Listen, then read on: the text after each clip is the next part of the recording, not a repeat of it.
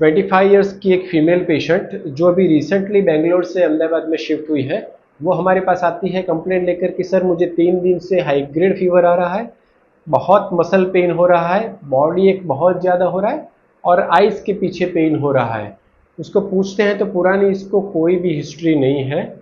Fever इसका almost continuous रहता है। जैसे ही वो पैरासीटामोल लेती है थोड़ी देर के लिए बुखार उतर जाता है, जैसे पैरासीटामोल की इफेक्ट खत्म हो जाती है वैसे बुखार चढ़ना शुरू हो जाता है। उसको बुखार के साथ थोड़ी सी नौजिया और वॉमिटिंग भी है। वो शुरुआत में फैमिली डॉक्टर के पास जाती है। फैमिली डॉक्टर उसको चेक करते हैं, वो चेक करके वायरल फीवर हो ऐसा लगता है उन्हें, वो उसे एजिथ्रोमाइसिन, डाइक्लोफेनाक पैरासीटामोल और फेमोटिडिन ये दवाई देते हैं। 2 दिन पेशेंट दवाई लेता है बट पेशेंट को कोई इम्प्रूवमेंट नहीं है। इम्प्रूवमेंट नहीं होता है तो फैमिली डॉक्टर उसको एमडी डॉक्टर के पास जाने का सजेस्ट करते हैं।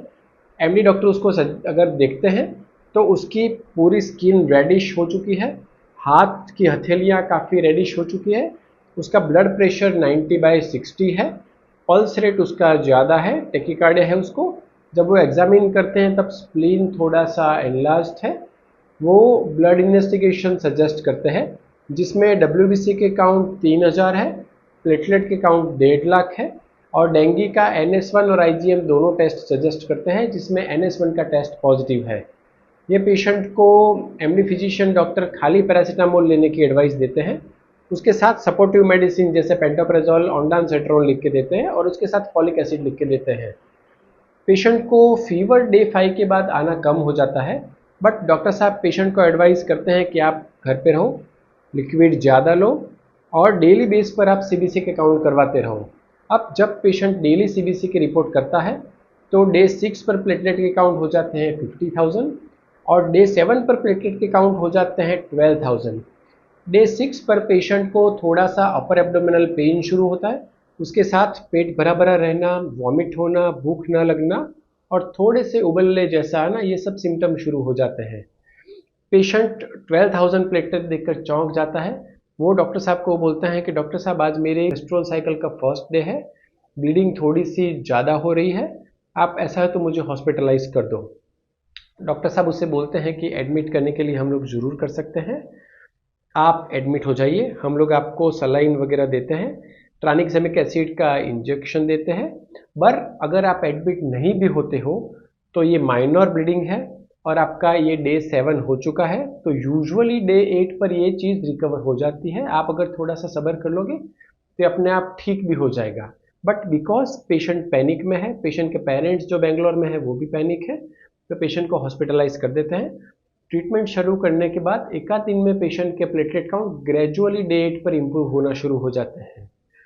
हमें जो बात मास्क को समझानी है वो ये है कि डेंगू का बुखार एडिस नाम के मॉस्किटो से काटने से होता है। ये मॉस्किटो यूजुअली डे टाइम के दौरान काटता है, यूजुअली अर्ली मॉर्निंग और लेट इवनिंग में मॉस्किटो बाइट होने की संभावना ज़्यादा होती है। ये मॉस्किटो बाइट रात को भी कई बार हो सकता है बट ज़्यादातर टाइम ये दिन को बाइट करता है। ये मॉस्किटो के काटने के 4 से 10 दिन बाद पेशेंट को सिम्टम आना शुरू होता है। आप अगर डेंगू फीवर का देखा जाए तो हर 4 में से एक पेशेंट एसिम्टोमेटिक रहता है जिसको डेंगू के वायरस है अंदर बट किसी भी प्रकार के कोई भी सिम्टम नहीं आते। डेंगू के बुखार में जितनी उम्र कम हो उतने कॉम्प्लिकेशन होने की संभावना ज़्यादा रहती है। चिकनगुनिया में उससे उल्टा है, जितनी उम्र छोटी हो उतने कॉम्प्लिकेशन कम होते हैं, जितनी उम्र ज़्यादा हो उसके कॉम्प्लिकेशन ज़्यादा होते हैं। डेंगू के वायरस क्लासिकली 4 टाइप के होते हैं, उसमें अगर पेशेंट को एक बार का एक टाइप का इन्फेक्शन हो गया है तो दूसरे टाइप का इन्फेक्शन होने की संभावना रहती है। डेंगू फीवर अगर रिकरेंस होता है तो ये कई बार ज़्यादा घातक हो जाता है। डेंगू के बुखार की वैक्सीन इंडिया में अवेलेबल नहीं है। कुछ कंट्रीज़ है जिसने डेंग वैक्सिया करके वैक्सीन को अप्रूवल दी है। वो क्लासिकली ऐसे पेशेंट्स को देते हैं जिसको एक बार डेंगू के वायरस का इन्फेक्शन हो गया हो, जिसमें दोबारा अगर वायरस का इन्फेक्शन होता है तो कोई कॉम्प्लिकेशन ना हो, इसके लिए ये वैक्सीन देते हैं। हम लोग मास को ये एडवाइस देते हैं कि आप लोग मॉनसून की सीज़न में पूरे कपड़े पहनो। दूसरा, ऐसे एरियाज़ के जहाँ पर मॉस्किटोज़ की ब्रीड ज़्यादा हो वहाँ पर जाने का अवॉइड करो। ये मॉस्किटो क्लीन वाटर का जहाँ पर कलेक्शन होता है वहाँ पर पनपता है तो क्लीन वाटर का जहाँ पर कलेक्शन है ऐसी जगह आप खाली कर को और उनको साफ सुथरी करके रखा करो। अगर आपको क्लोथिस पर लगाना है तो परमेथ्रिन नाम की दवाई है जो आप कपड़े पर स्टिकर या स्प्रे कर सकते हो।